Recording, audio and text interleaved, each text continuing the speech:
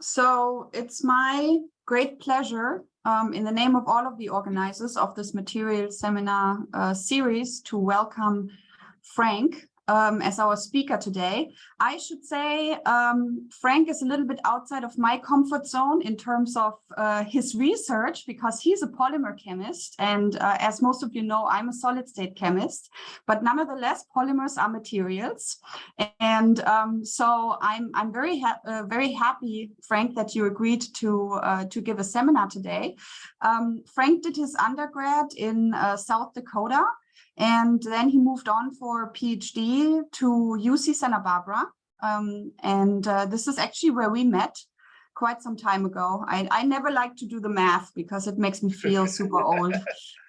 Yeah, but we worked in the same building in the materials research lab, and great times right by the ocean for anybody who knows the area. And then Frank moved on with a fellowship, and he then did a postdoctoral work at MIT with Professor Timothy Jameson, and then began his independent career in 2016 at the University of North Carolina, where he is now an assistant professor. Are you, can I ask, are you going up for tenure? Oh, yeah, I'm associate now. I got promoted. Oh, you're already associate. Yeah. Oh my God. So I probably haven't changed it on a lot of my. You haven't changed it in your bio, because I looked at the year and I was like, he should have already made that jump. So congrats at this moment. That's very exciting. And yeah, Frank has a long list of awards and honors that I'm just going to mention a few of the more recent ones. He was a spring commencement speaker at the University of South Dakota, so that's the alma mater. And then he won the Journal of Polymer Science Innovation Award, and then a theme Chemistry Journal Award, Tima, I don't know how you say that actually. And I think this sounds really great. He was named one of the brilliant 10 early career scientists by Popular Science. Many more: Camille Dreyfus Teacher Scholar Award, the Sloan Research Fellowship in Chemistry, Cottrell Scholar Award. The list goes on and on and on. Frank is the typical person where I look at the achievements and I suffer from imposter syndrome, like so big. So I'm so happy for you, very proud of you. And I'm very happy that we have you as our speaker today. And now I shut up, and I will give you the stage. All right, thanks so much, Christina. And thanks. Here, let me get this up. All right, great. Yeah, super happy to be here. I'd love to come visit Arizona, but in the middle of the semester, it's quite hard. I was actually for the Cottrell Scholar in Tucson recently. So, all of you here from AU, I was not far away. Yeah, I also agree with two things Christina said. One, I definitely don't want to count the number of years since I met her, because yeah, we're getting older than we like to think. And two, polymers are materials. So I will tell you all about them, and I'm in a chemistry department, so certainly there will be definitely some fundamental synthetic chemistry here, but also I specifically put in a number of property evaluations that our group has done to hopefully give you the full story. So fundamentally, my group does method development for polymer synthesis. So we try to we figure out ways to make new polymers, or to functionalize new polymers to have diverse functions. And broadly, we work in three different areas. Polymer CH functionalization and stereoselective polymerization are broadly aimed at providing more sustainable solutions for plastics. And I'll talk about both of those a little bit today. We also have kind of nascent area in automation of polymerization, especially using continuous flow chemistry. Right, we've kind of published a few papers on there, and I think we want to continue to grow that area in the future. But beyond simply making new polymers, a thing my group likes to do and feels gives us a holistic understanding of these materials is we do a fair amount of what I'll call physical organic chemistry or physical macroorganic chemistry, mechanistic studies on polymeric materials, which allows us to understand with the methods we develop how we control them, what rate they're occurring, and how we really control the molecular level structure of these materials.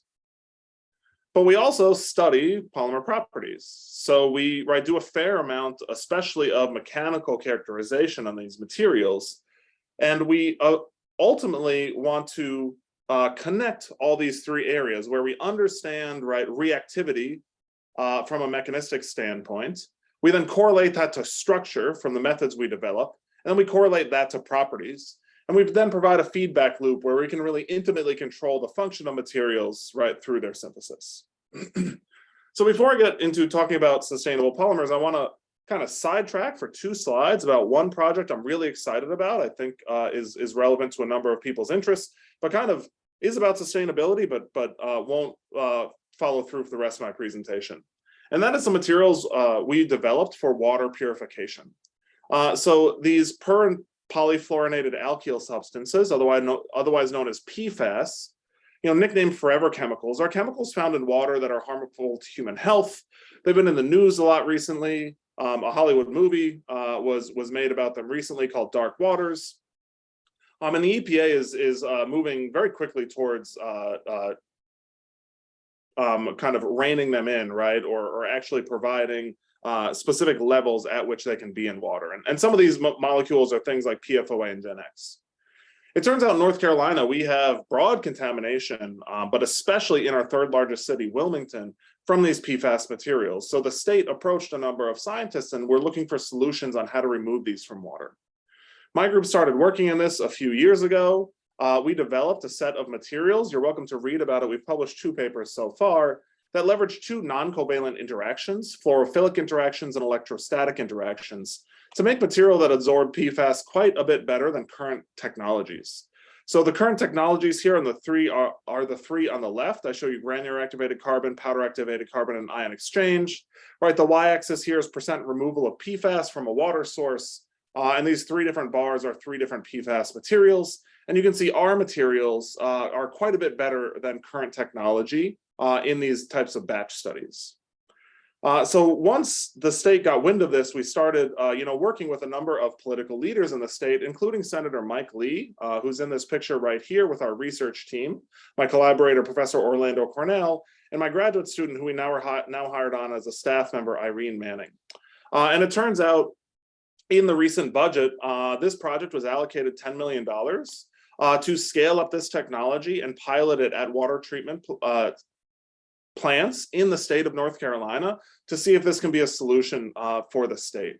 So this will require about 100 kilograms of material. We've started scaling up. Here's a 1-liter batch reactor that we're running right now. We're making these, through a suspension-based process, these nice ion exchange beads. We will eventually scale up to a 10-liter and 40-liter reactor to get the amount of material that we need. And we're going to test these in 3 water treatment scenarios around the state: drinking water treatment plant, wastewater treatment plant, and a contaminated aquifer.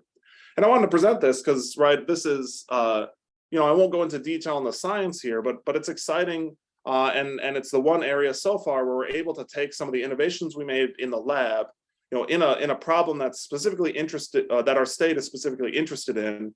And we're really going to see if this actually works kind of on scale in real scenarios. So we're very excited about this. We just kind of started publicly announcing this NC Pure project, as you see here. So I wanted to throw in a quick advertisement for it. But now, as they say, to the main event, I want to talk a little bit about sustainable polymers. So this graph you see on the left is the increase in plastic production over time. And obviously this has increased exponentially to the point where we made 400 million metric tons of plastic in 2018. And one thing I think is interesting about this chart is not simply the exponential increase, but the fact that this chart actually, the x-axis here starts in 1950.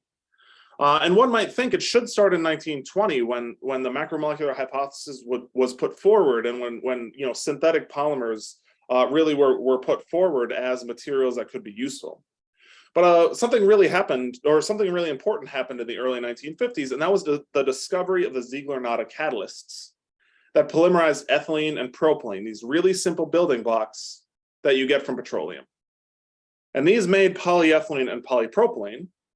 And the increase in production of those plastics actually almost perfectly mimics this curve I show here.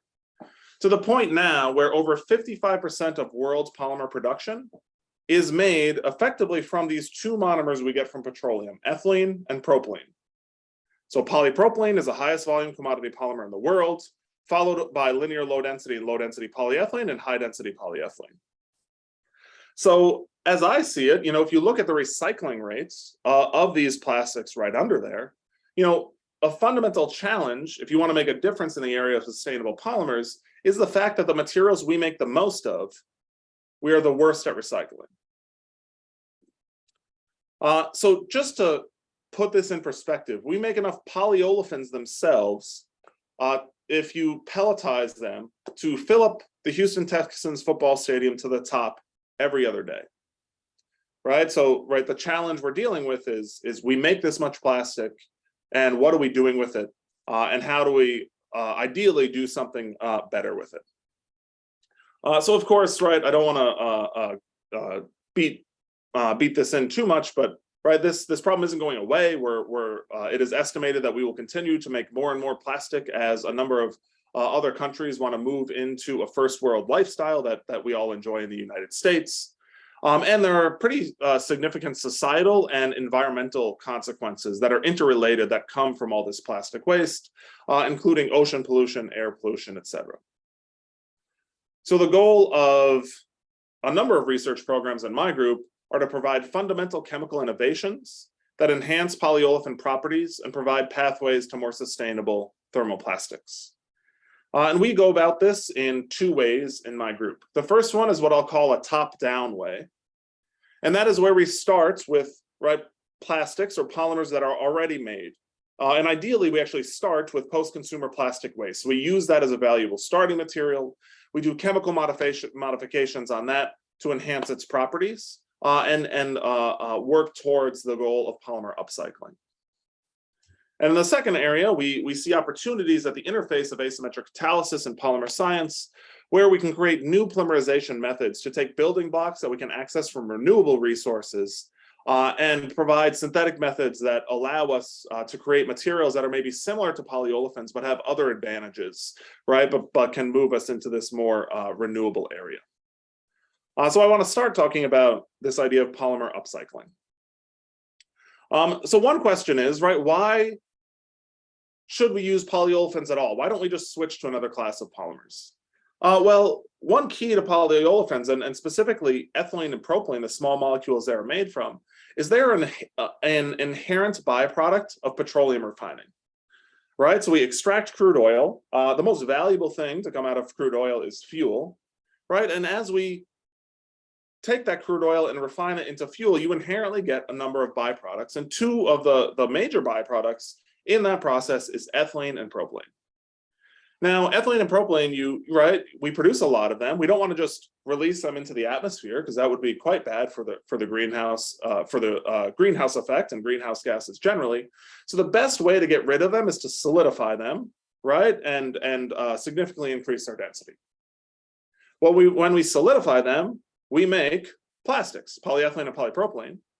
And it turns out that for a long time, the oil industry kind of considered this more of a waste stream that they could sell for a few cents a pound, rather than a valuable material. That thinking has started to shift. But fundamentally, this is a byproduct of petrochemical reduction. So the plastics challenge is intimately linked to the petrochemical economy. We will not stop extracting and refining oil, even as we all move to electric cars in the future. So we will always have polyethylene and polypropylene around. The desired outcome, as I can see it in the near and medium term, is to keep that carbon that we capture in these materials in use as long as possible. If you look at it another way, these gaseous byproducts that are powerful greenhouse gases, we are doing carbon fixation when we make polyethylene and polypropylene. Can we continue to use that carbon more than 20 seconds, which is the average time that you use a plastic bag from the grocery store? So we are working on the area of polymer upcycling. So I wanted to put out a definition of polymer upcycling that we recently put forward. It is the use of plastic waste as a feedstock for the synthesis of value-added products such as polymers, molecules, or materials. And this is considered complementary to mechanical or chemical recycling. So, right, I want to stress that upcycling is one piece of what will be a very complicated puzzle in order to make, right, kind of the plastics economy more sustainable, right? This will not solve the whole problem. And it is complementary to other recycling methods. So if you can mechanically recycle a polymer, honestly, you should do it. That is the most sustainable, right, and most circular thing that you can do. But often that is not possible for a number of reasons. Some chemical recycling methods can also be, beneficial from a life cycle analysis standpoint. But we're working on this area of polymer upcycling, which might also have value. So how we look at polymer upcycling of polyolefins specifically, from a fundamental chemistry standpoint, is right thinking about the bond energies in this molecule, right? So if we want to add function to a polyolefin to enhance its properties and its value, right, the functionality on this polymer is essentially zero. So your only option here is to look at the CH bonds in that polymer, and they have a bond association free energy of about 99 kilocalories per mole. So they are quite strong bonds. Our goal is to create selective chemistry that can modify one of those CH bonds, right, to add something that enhances the value of that material. But concomitantly, you will weaken the CH bonds, right, in proximity to that functionality that you just added, which provides further potential for deconstruction or other chemistry that you can do on that polymer. So ideally, again, for upcycling, we want to use plastic waste as a valuable resource to access these materials. And I say we want to enhance value of these polymers. So what does value actually mean? Well, we take a view of value meaning substitutability. This is a term in the life cycle analysis literature. But effectively, right, if the material we make can substitute a current material that is made from petroleum resources in aspects such as performance, sustainability, or economics, then you could potentially have, right, a substitute for materials made from petroleum. But in our case, that material would be made from plastic waste. So it would be keeping that carbon that we fixed, right, in plastics the first time within the economy. So we've been working in this area really since my group began. We recognized a lot of CH functionalization methods that were happening really in the medicinal chemistry community, wanted to translate those over onto polymer substrates. And we wanted to do that to, for one, expand the property space of widely available materials, right, that are made on millions of metric tons per year. Ideally, we wanted to discover new material properties that you couldn't make from bottom-up copolymerization. And again, ideally, we can use this to upcycle plastic waste. And a number of really talented students have worked on this in my group, some of which have moved on, to greener pastures, and some of which are still in the group. Dr. Jill Alty is now a postdoc at MIT with Laura Kiesling. Dr. Sally Lewis works at 3M as a research scientist, and Kwan, Victoria, and Eliza remain in the group. So going back to previous literature on, right, functionalizing polyolefins, there are two complementary mechanistic approaches that are used in the literature compared to ours. One is this concept of oxidative polyolefin functionalization, which typically uses a late transition metal in combination with a stoichiometric oxidant to add things like alcohol or ketone functionality onto this polymer.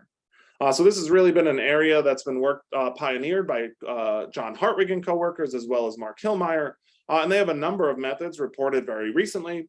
And they have found that this oxidative functionality does provide them interesting and valuable properties on polyolefins, such as increased adhesion strength, especially interfacial adhesion, and things like increased paintability. Another complementary method is to use CH insertion chemistry from carbines. So this is a molecule presented by Wolf and coworkers a few years ago that uses this diazarine as a thermal, essentially a thermally triggered way to access dialkyl carbines. And these carbines have been found to undergo CH insertion processes into polyolefins. But as my group was thinking about how we want to approach this problem, we were really inspired to use radical chemistry. And one of the reasons we wanted to use radical chemistry is because this is actually what's used industrially to functionalize polypropylenes today. So in this case, this process is called a malleation process, and they typically use a peroxide to generate a radical. That peroxy radical can abstract a CH bond on the polymer, and then that polymer-centered radical can be trapped by maleic anhydride to make these malleated polyolefins. Now, this is really well-developed chemistry around since the 60s. You know, every major polyolefin manufacturer has a product line based on this chemistry. But the key is this is done in industry in these large reactive extruders. So the idea is if you can create a radical process that overcomes some of the challenges of this malleation, right, the infrastructure is there to really drop it into. But I want to describe some of the limitations of this malleation process. So if you think, again, coming back down to fundamental chemistry, simply about bond energies in these hydrocarbons, and you think about isotactic polypropylene, the largest largest volume commodity polymer in the world, you essentially have 3 CH bonds that you could abstract: the tertiary, the secondary, and the primary CH bond, right? And they all have slightly different bond association free energies, but they're all quite strong, right? So how would one think about getting selectivity for what hydrogen atom you abstract here? Well, typically in industry, the process I just told you about, they use peroxides, like dicumyl peroxide is a common one, right? You heat this up, it undergoes homolysis of this OO bond, and then fragmentation to provide this methane radical. That has a bond association free energy of 105 kilocalories per mole, slightly higher, right, than the CH bonds here, but really not a large thermodynamic driving force. What that results in is to get the most exergonic reaction. This is quite selective for hydrogen atom abstraction of that tertiary CH bond, right, which gives you about 9 kilocalories per mole in energy. The problem is that leads to this tertiary radical whose relative rate of beta scission is faster than its relative rate of reaction with this maleic anhydride. So the reason that's a problem in the context of polymers is every time you undergo one of these beta scission events, you are on average cutting the polymer in half. And it turns out that you don't have to do that many times to get low molecular weight polymers under their entanglement molecular weight, whose properties really aren't very good. So our idea is if we can get selectivity, right, in what CH bond we can abstract, we can potentially limit formation of this tertiary CH radical, which would thus limit beta scission and allow us to functionalize polyolefins without this decrease in molecular weight. So going in, our hypothesis was to switch from a peroxy-based radical system for hydrogen atom abstraction to this amidyl radical. We were particularly interested in this amidyl radical because it has a high bond association free energy, well above 110 kilocalories per mole. So now this provides plenty of thermodynamic driving force, right, for hydrogen atom abstraction of any of those CH bonds, whether they be tertiary, primary, or secondary. And now that we have, right, this defined reagent where we can tune the steric or electronic properties of this R1 or R2 here, now this allows us to make, for instance, a bulky reagent that, right, cannot kinetically access a tertiary radical. And that allows us now, as opposed to having a thermodynamically driven process, we have a kinetically driven process for selectivity, and we can selectively abstract primary or secondary CH bonds and get around this beta scission problem. Now, this has been a really great collaboration with Professor Eric Alexanian, an organic chemist here at UNC. And he had been working with, right, this class of reagents for quite a few years on the late stage functionalization of medicinal compounds. And so when I started at UNC, we saw the potential of using this for polymer chemistry, and we went about a number of studies in that vein. So Jill was the first person to work on this project. She took atactic polybutene. This is an amorphous polymer. This reagent that transferred this xanthate group onto a polymer. And actually this initial work, she just shined light onto this reagent and absorbed that light, and that initiated a homolysis of this NS bond to provide our amidyl radical, and analyzed whether we transferred this xanthate onto the polymer. So it turned out as you added more and more of this reagent compared to polymer repeat unit, you did see more and more xanthate onto the polymer. And the regioselectivity was about 2 to 1 for secondary to primary sites. And interestingly, we never saw, through careful analysis, tertiary CH functionalization.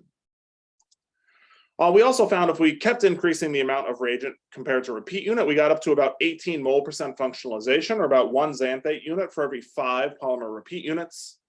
And this last value in this chart was really interesting and foreshadowed our ability to actually do this reaction without solvent, which will become very important later as we try to make a process that is potentially translatable into that industrial infrastructure. Now, one of our key characterization methods is size exclusion chromatography, right, where the position on the x-axis of this curve gives you an idea of the molar mass, and the spread of this distribution gives you an idea of the dispersity. So starting with our starting material in black, you can see as we add more and more xanthate onto this molecule, it shifts to lower retention time, which indicates higher molecular weight. And really the key here is you don't see, right, any peaks arising in this high retention time region, which indicates that we're not seeing this beta scission process because we're not generating these tertiary CH bonds. So I'll skip over a lot of our mechanistic work for this original system, but we ended up optimizing a process really to do thermal CH functionalization as opposed to photochemical CH functionalization. And we started working with polymers that, right, you and I interact with every day. So we were able to develop methods that would functionalize linear low density polyethylene, which is a lot of food packaging you see at the grocery store, low density polyethylene, which is plastic bags, and even isotactic polypropylene, which is like, Tupperware or a yogurt container. With these xanthate groups using this reagent. And one of the things we were excited about from the beginning is potentially could we do this reaction without solvent, right? Is this chemistry selective enough to be done at high temperature, right, in the polymer melt without solvent? Because that would really portend that this process, right, if we could optimize kind of all the other attributes, right, would be applicable to plastic waste.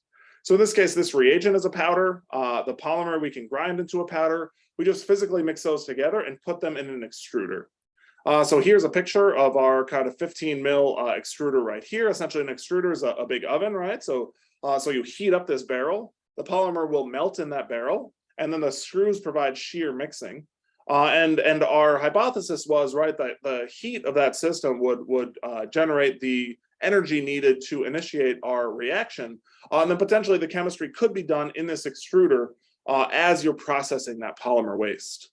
And it turns out that we were able to functionalize isotactic polypropylene, and really key is we don't see that chain scission in polypropylene even when done in an extruder without solvent. So again, right, we see a slight broadening of the molecular weight distribution before and after functionalization.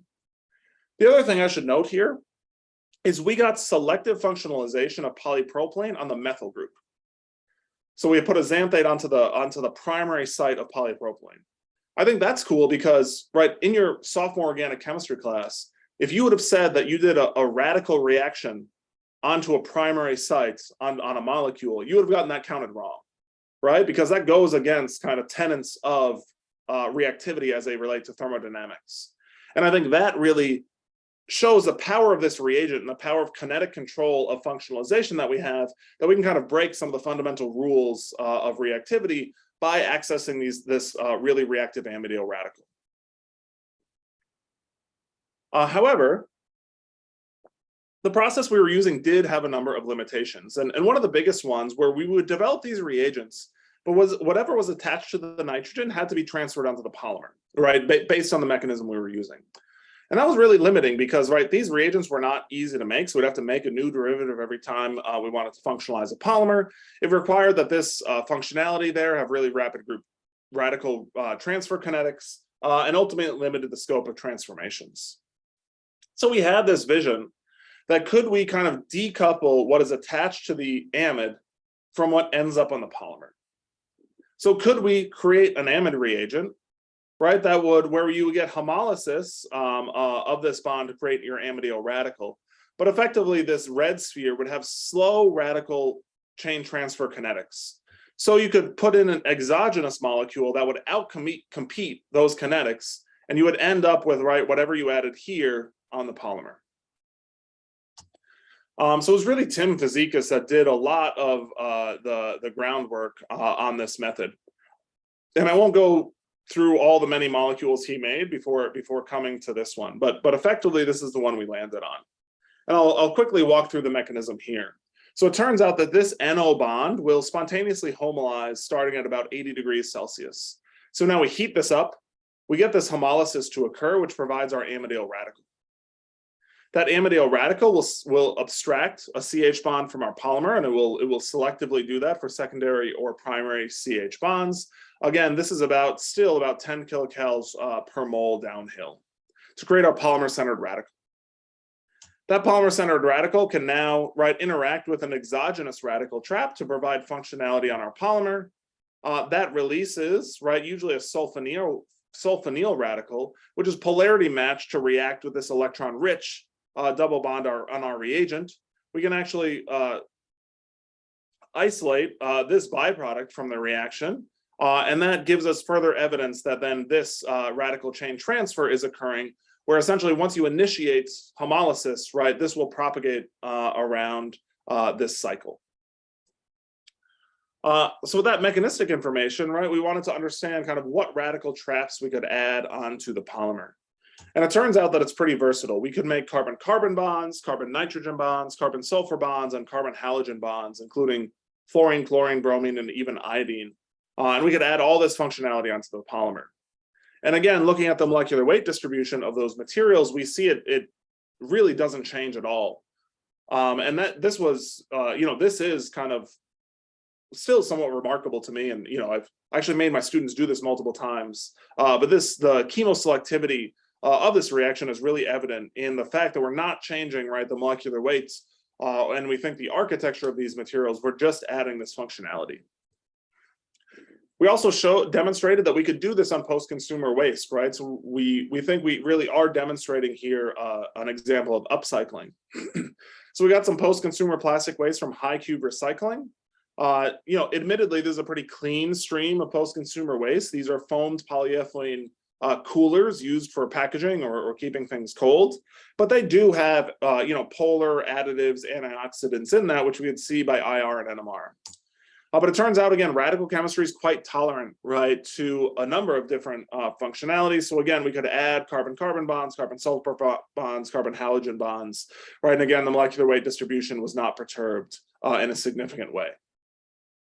So now once we had this method, we had a way to add lots of functionality onto the polymers. We started thinking about what would we want to add? What would contribute to an outstanding problem in the field? And I've been always kind of really intrigued by these polyolefin ionomers. They're high value materials with really excellent mechanical adhesion and ion transport properties. So for instance, the Serlin ionomers, which are shown here, are the second layer to most golf balls, We're just before the presentation, Christina was talking about going golfing with her parents, Obviously, Arizona is a place where many people go to golf. So, but this being the functional layer in a golf ball tells you about really the resilience and impact resistance of these ionomers. However, ionomers have, from a synthetic standpoint, real limitations. They're synthesized in a very process-driven approach that requires really high pressures, 1,000 to 3,000 atmospheres of ethylene. They're not tolerant to things like propylene. You create always really highly branched architectures. So, it would be great, and you would expand the space of materials that you could access if you could use a Ziegler-Natta or metallocene approach to create really well-defined polyolefins and add ionic functionality to that. But there's no general method to do that today. So we optimized this two-step process originally, really pioneered by ELISA, and showed we could do this in an extruder to add this primary halide, and then thus add methylimidazole and make this imidazolium ionomer. And it turned out that this imidazolium ionomer had really remarkably different properties than the polyolefin we started with. So in this case, it had about double the strength of that polyolefin in this uniaxial tensile experiment. So if you're not familiar with tensile experiments, on the x-axis here is % strain, So this polyolefin ionomer goes out to about 900% strain, or 9 times its original length before it breaks. And the y-axis here is generally stress, which you can consider strength, So it has about 2 times the strength. It has about 4 times the strain at break and about 5 times the toughness of the linear low density polyethylene material it's made from. And interestingly, if you compare this to a commercial sample of Dow Serlin ionomer, it has very similar mechanical properties.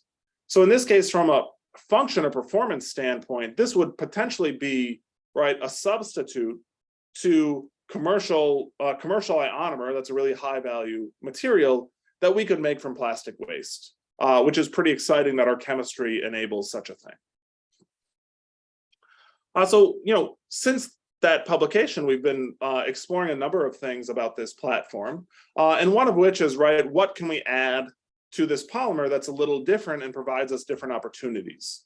And we found that these thiosulfonates are a pretty privileged class of radical traps, and we can use those to add a variety of different heterocycles onto this polymer. And these heterocycles then we could quaternize to provide a variety of ionomers. And this is work really pioneered by Kwan, who's a postdoc, and this is a pretty versatile approach towards these ionomers. So again, going into some material characterization, we've been trying to understand, right, why are we seeing the really beneficial properties we are from these ionomers? And one of the things we did is small angle X-ray scattering in collaboration with Wim Brass at Oak Ridge National Lab. So you see here the Sachs peak for polyethylene, and this polyethylene functionalized with this pyridine. And what you can see here is, right, you have this diffraction peak at low Q, and that indicates the lamellar spacing between polyethylene crystallites. And that really doesn't change, and you don't see any new diffraction peaks when you add this pyridine group. But when you simply methylate that pyridine or make this ionomer, you clearly see this new diffraction peak in real space that on average is about 14 nanometers. So what we think we're seeing here, and this fits with the Eisenberg multiple model for random ionomers, is we're seeing these isolated multiplets of ionomers that are phase separated from the hydrophobic polyethylene region. And those are on average about 14 nanometers apart. And interdigitated within those are these lamella crystalline regions of polyethylene.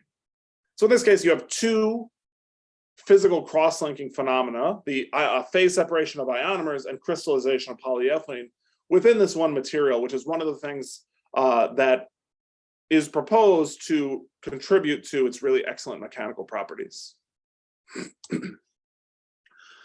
All right, so transitioning from, right, polyolefin CH functionalization, I think an overarching challenge with CH functionalization just generally is you do add this polar functionality to polyolefins, which enhances some properties, but inherently it decreases other properties, especially the property of crystallinity, right? That makes many polyolefins valuable to begin with. So you're always kind of playing this trade-off game when adding functionality to a polymer that's already made. And so another approach we use, right, is there a way where we can kind of have the best of both worlds, where we can have a material that is inherently semi-crystalline, right, and has the beneficial properties of polyolefins, but also has functionality, right, that we can tune. And how we think about going about imparting that is through controlling the stereochemistry of polymers. So whether you know it or not, you all know polymer stereochemistry is very important. In biopolymers, such as DNA or proteins, right, these are all single enantiomers. And it's very important these are single enantiomers, right, because that is what our body recognizes. If you had a stereo error in one of these biopolymers, right, that material would not function biologically. Another example of this is in polysaccharides like cellulose and starch. So cellulose and starch are both homopolymers of glucose. They differ only in one stereocenter per repeat unit, but that one stereocenter per repeat unit gives them very different properties, right? We're all wearing some cellulose right now, very likely. Well, you're all on Zoom, so I don't know what you're wearing or not wearing, but likely you're wearing some cellulose. And we're probably all going to eat some starch today. So the same is true with synthetic polymers. Stereochemistry makes a big difference. If you have atactic polypropylene where you don't control the stereocenter every repeat unit, you get a viscoelastic fluid. But if you have isotactic polypropylene, you control the stereocenter per every repeat unit. That makes really nice crystalline solids. and makes this material incredibly valuable, right? We make 60 million tons of it every year throughout the world, and right, it makes a lot of these materials. So the reason we're so good at controlling stereochemistry and coordination insertion polymerization is that the propagating chain end, or the growing chain of this polymer, is connected to a transition metal. And by then controlling ligand geometry around this transition metal, we then get to control facial addition of each incoming monomer through a variety of steric and electronic interactions in this transition state. And that allows us to get incredibly distinct control of stereochemistry within these polymers. The fundamental limitation with coordination and insertion polymerization, however, is the use of these early transition metals like zirconium, titanium, and others. And it turns out that if you add essentially any monomer with a Lewis basic functional group, such as an oxygen atom or a nitrogen atom, right, those lone pairs will bind stronger than the alkene, and that will really poison this catalyst and lead to a loss of activity. What that means, or a consequence of that, is that coordination insertion polymerization is really perfectly suited to polymerizing building blocks that are accessible from oil. But if we want to move to building blocks accessible from sustainable resources, what biology loves to do is oxidize things, right? So add Lewis basic heteroatoms like oxygen or nitrogen. So ideally, we would create methods to control stereochemistry of polymers that could be made from these more polar building blocks. So typically, these polar building blocks are polymerized by something like ionic polymerization. And specifically, we are interested in these vinyl ethers, and they're polymerized by cationic polymerization, where the propagating chain end is this planar prochiral oxocarbenium ion. And now you have this prochiral nucleophile, and there's really no stereodirecting influence on either face of this oxocarbenium ion, which leads to atactic polymers or no stereo control. So our hypothesis when we started our lab was, what if we can use a chiral counterion? We could take advantage, right, of this electrostatic interaction and shape, right, the stereochemical environment at that chain end using the counterion, and that could bias facial addition of these incoming monomers and thus, right, potentially lead to isotactic polymers.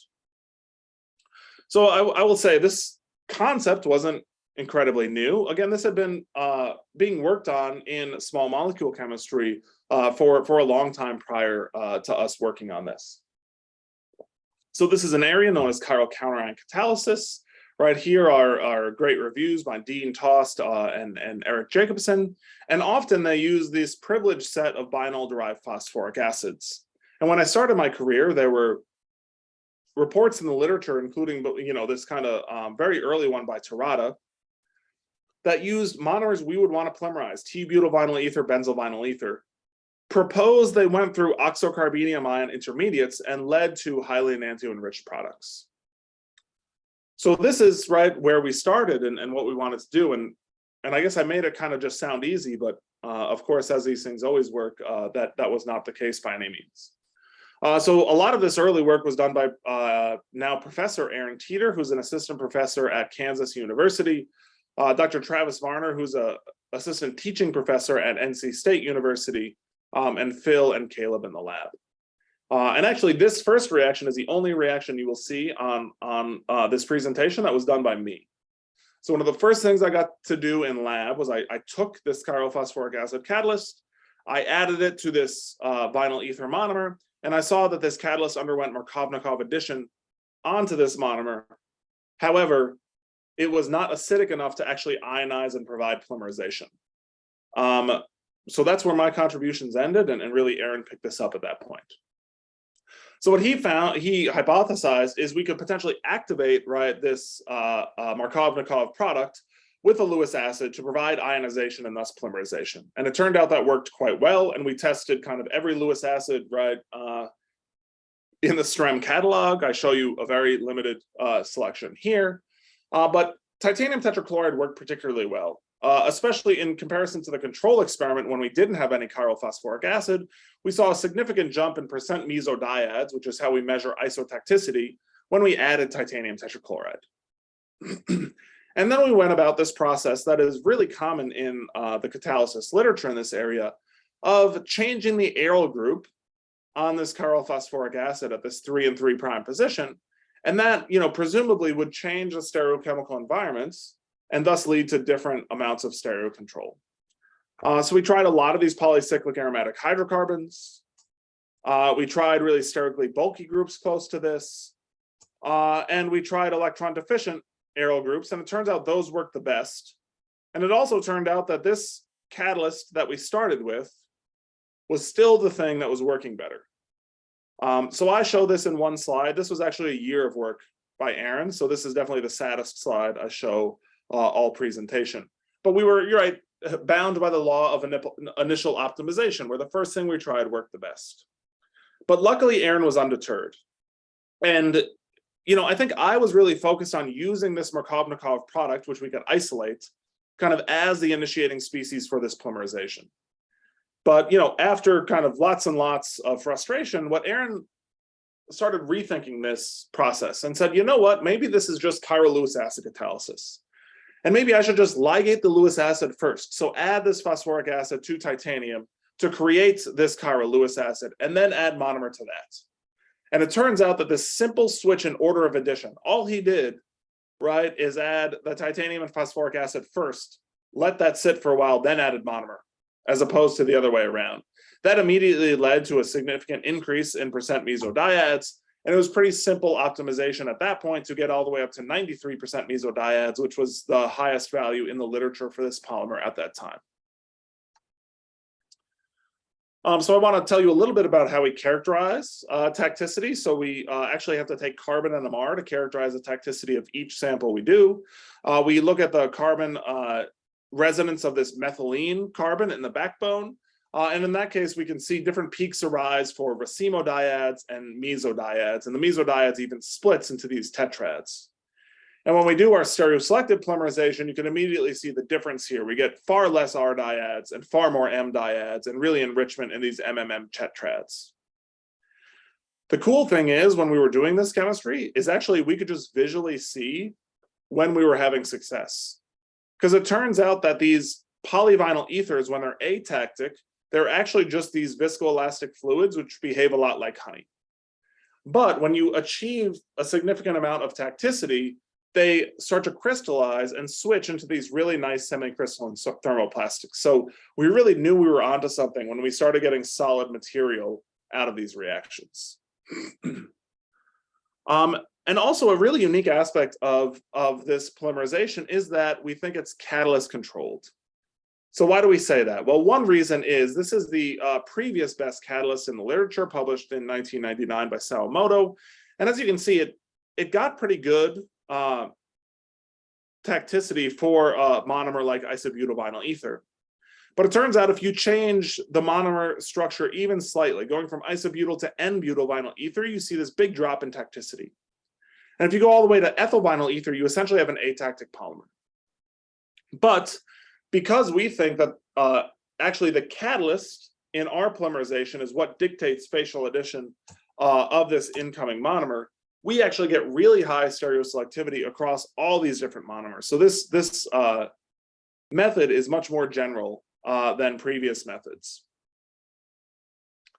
How do we go about understanding whether this is catalyst controlled or substrate controlled? So so this is the two mechanisms through which you can control stereochemistry in these vinyl polymerizations.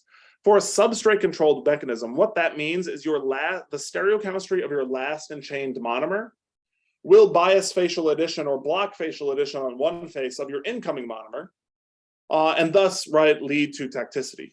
But it turns out in that case, when you make an error, so if something goes wrong, right, you make a stereo error, because your tacticity is dictated by now that new monomer, that error will propagate, right?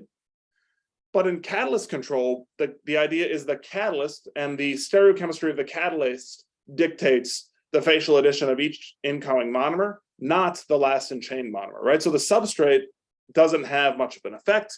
And in that case, if you make a stereo error, the catalyst will go and correct it, right? So it's actually this difference in the quantity of Rm triads versus RR triads that you can quantify using Markovian statistics. And if it's chain end control, right, this relationship it should equal 1. If it's catalyst control, this relationship could equal 1.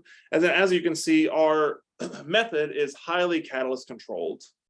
And to the best of our knowledge, this is the first ionic polymerization that demonstrates catalyst control. Previously, that had really been relegated to coordination insertion polymerizations. Talking about some of the mechanistic experiments we did in this follow-up paper. So, one of the things we're interested in is the kinetics of this polymerization and extracting information from those kinetics. So Travis Varner and an undergraduate in the group, Paige Jackie, who's now a graduate student at Cornell University, did these really nice in situ IR experiments where they could look at the decrease in monomer concentration over time. They could then extract initial rate kinetics out of that. And what we noticed from the initial rate kinetics is, compared to the control experiment with titanium tetrachloride, when we added our chiral phosphoric acid and did our stereoselective polymerization, that was about 8 times slower than the control reaction. Now, if you do that at multiple different temperatures, you can extract Arrhenius values from that. And we found in that case, we quantitated the activation energy for this polymerization. And it turns out it's about 3 kilocalories per molar larger than the control reaction. So what this means is this is kind of a classic case of what is known as ligand decelerated catalysis, where the addition of a ligand onto the metal slows the polymerization. And this actually finally uncovered the mystery of why the order of addition mattered so much, why we needed to premix the metal and the ligand first. Because it turned out that you need that metal fully ligated before you add monomer. Because if you add monomer before the metal is fully ligated, that background atactic polymerization is so much faster than the stereoselective polymerization that even a small amount of that will erode your stereoselectivity. We were also able to do a I-ring analysis of that, where you can plot, in this case, versus temperature, the tacticity of these materials. Hang on, there's a chat here. Let me make sure that nothing's going wrong. Oh, okay. No, we're doing well. So this I-ring analysis, right, allows us to, first, the fact that this is linear, this demonstrates that we're not getting a change in mechanism in these different temperatures. And we can actually use that to calculate the delta delta G double dagger. So the delta delta G double dagger is the difference in transition state energy from the addition of a mesodiad to the addition of a racemodiad. And it turns out that that's incredibly small, only 0.3 kilocalories per mole. But that leads to a difference of about 16% increase in mesodiad content. But it turns out that's right what you need to see this big difference in properties, right? And the reason then, one of the reasons we have to cool these polymerizations down is to really magnify the influence of that small delta delta G double dagger to get a big difference in tacticity. And I won't kind of bore you with a lot of the catalyst studies we did, but one of the challenges is it's really hard to isolate these types of catalysts. These titanium phosphate complexes, there's less than 5 known in the Cambridge database. Turns out that phosphate ligands with titanium are really dynamic. So a lot of our experimental results pointed to the fact that there is more than one chiral phosphoric acid ligand, at least 2, that is necessary to generate high stereoselectivity. So the best idea of what the catalyst structure looks like that we got was through this collaboration with Professor Chris Kramer, and he calculated the ground state energy of a variety of different chiral phosphoric acid ligand complexes, and found that the lowest ground state energy right before polymerization is this catalyst here, where you have 3 chiral phosphoric acids bound to titanium, one of which actually kicked off an equivalent of HCl. And through separate experimental studies, we knew that HCl was the initiating species in this polymerization. So with that, I want to kind of quickly go through another really interesting mechanistic aspect of this polymerization, and that is the influence of having a chiral catalyst. So one of the things we did was we used an enantioenriched monomer or a chiral monomer to do this polymerization. And when you have an enantioenriched monomer, the catalyst you can use can be matched to that stereochemistry or mismatched with that stereochemistry, and that typically leads to different outcomes in the reaction. So in this case, this is a model of triple diastereo selection control because you have a chiral monomer on the chain end, a chiral monomer as a nucleophile, and a chiral ligand on catalysts. And that means you can have a fully mismatched case where all three components, a fully matched case where all three components are matched, fully mismatched, or partially matched. And we use these two monomers as you show here. So these have very similar steric relationships in that you have a tertiary carbon alpha to this oxygen. But in this case, this one here is enantioenriched enriched, and this isopropyl vinyl ether is not. So if we do the polymerization just with triflic acid, which is which provides a kind of control reaction with a non-coordinating counterion, you can see in this polymerization you only get 71% mesodiodes, but it turns out in this polymerization, right, just with that enantioenriched monomer, you get 88% mesodiodes. So that already points to the importance of substrate control in these enantioenriched monomers.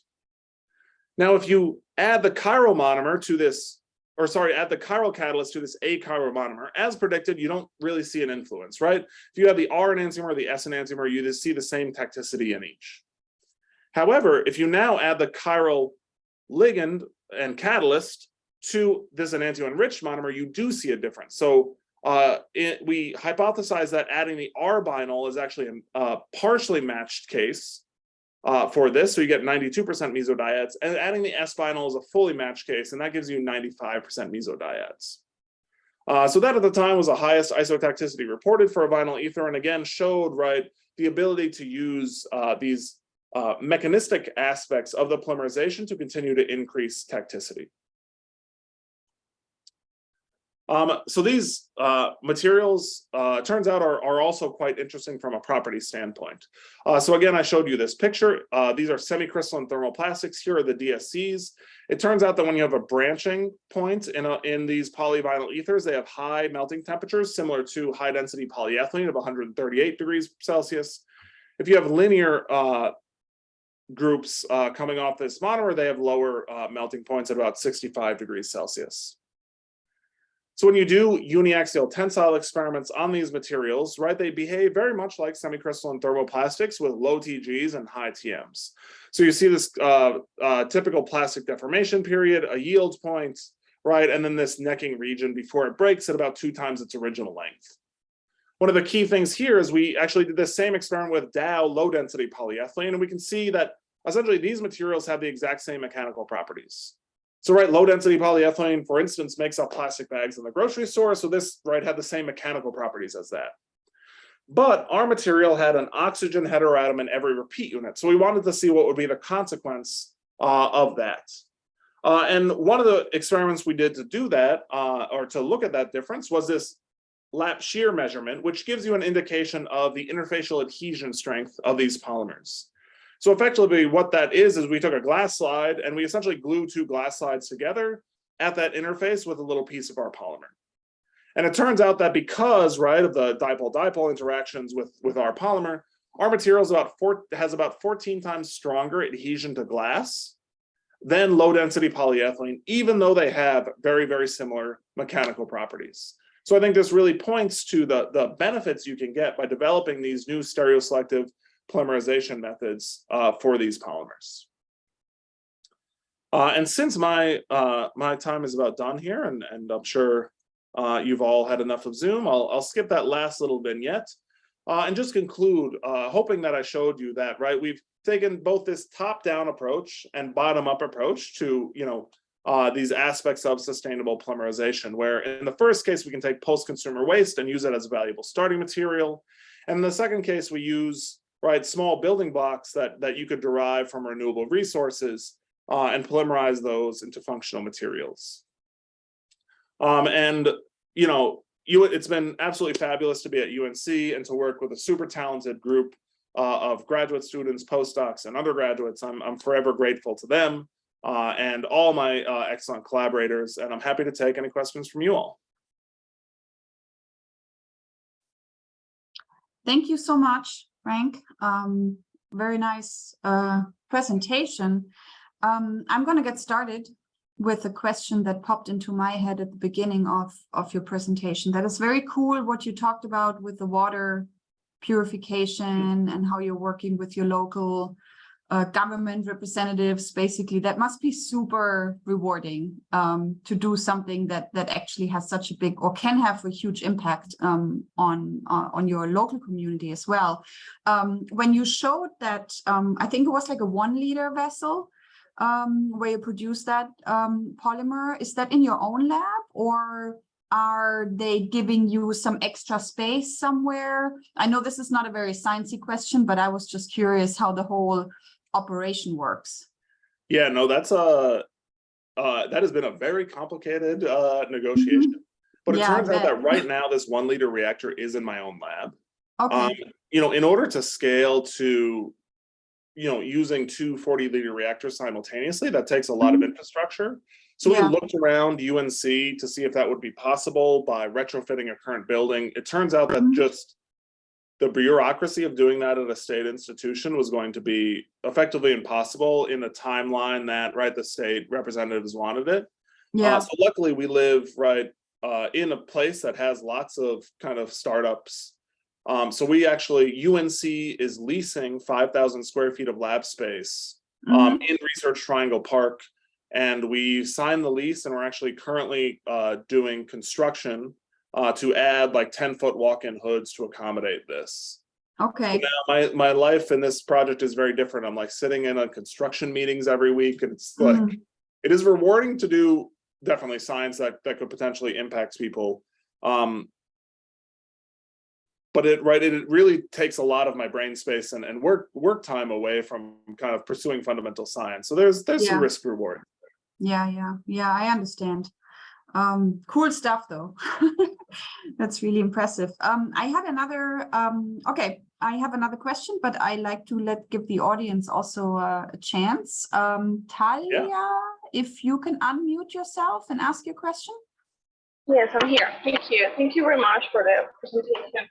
So I have 2 questions about the sunlight part. So I'm working with sunlight too, and I wanted to know how can you measure the percent scintillation? Can you tell me a little bit about it? Oh yeah, we measure the percent scintillation by proton NMR. Typically, where we're looking at the, let me pull up a structure here. I don't have an NMR in this presentation, but we're looking at either the peak on the carbon coming off that oxygen unit, and also the peak on the polymer alpha to the sulfur, because that shifts considerably downfield from the polymer, and then quantifying using integration on proton NMR. Okay, thank you. And on those reactions, I think it's probably that same. It's like, what's the solvent that you use for those reactions? Yeah, so we've used a variety of solvents. The limitation with the solvent is you can't have a solvent with carbon-hydrogen bonds that could be abstracted, right? So usually we're stuck with aromatic solvents that don't have, that just have aryl CH bonds. So in this early work, you can see it was trifluoro toluene. But really, ideally, for polyolefins, when we move to those like commercial substrates, it's almost always like chlorobenzene or dichlorobenzene, or ideally just no solvent at all, and using the extruder to add the functionality. Because once you start working with these commodity polyolefins, like they're not soluble under 110 degrees. So like everything we do to character, we run NMRs at 110 degrees, right? We run GPC at 130 degrees. It's my students really do great characterization in that way, but it takes a lot of time. Okay, thank you very much. Okay, then Jin Long has a question. Please unmute yourself.